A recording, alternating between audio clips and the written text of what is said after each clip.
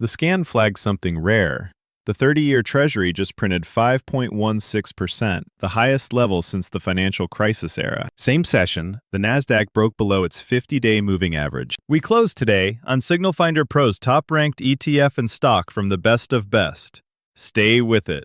The Nasdaq dropped 1.77% on the day, breaking below its 50-day moving average. Intraday lows pushed even deeper before recovering. SPX closed lower, VIX caught a bid, and the sell-off didn't stay in tech. Semis logged their worst two-day stretch since October, and the weakness spread all the way into industrials. Macros coming in mixed. The 30-year is holding near 5.16%. That's the highest level since the financial crisis era, and TLT is stuck below key support. The dollar isn't giving a directional read either way, but June payrolls landed at just 57,000, and that's a soft enough print to keep rate cut odds alive heading into Wednesday's FOMC minutes. Energy's the clearest directional bid on the board right now. XLE is leading all S&P sectors as Iran tensions drive a geopolitical risk premium into crude. Oil spiked sharply this session on Hormuz risk before pulling back. USO posted a fresh year-to-date high. And with revoked Iranian export waivers back in the equation, XOP is moving right in tandem. The system's flagging energy as the standout call in an otherwise mixed tape. Metals is a split read today. Gold is holding a haven bid as US-Iran tensions keep bullion supported. GLD is tracking that clearly on the chart. Copper's a different story. It's got structural deficit tailwinds, but it took a sharp late-week pullback that cuts against the long-term thesis. SLV isn't offering clarity either, so the back end's flagging this whole section as divided. International markets are stalling. EFA ran into its 50-day moving average and couldn't push through. The IMF just revised Eurozone growth forecasts lower, citing the energy shock from the Strait of Hormuz and broader geopolitical uncertainty, with France taking the steepest cut. EWT is bucking the international weakness, though, holding up as AI hardware exporters keep Taiwan in the shortlist.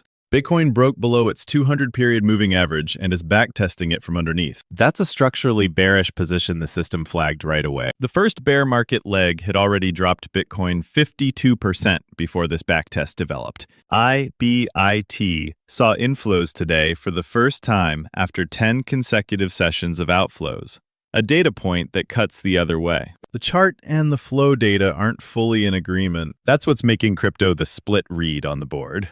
Now we're into the SignalFinder Pro best of best. The system ingested the full market and narrowed it down to 103 symbols on today's shortlist. The structural filter runs every session, ranking by signal state, not by momentum or narrative. Industrials, technology, and real estate surfaced at the top on the sector side. Next up, the sector board, then the top ETF and stock.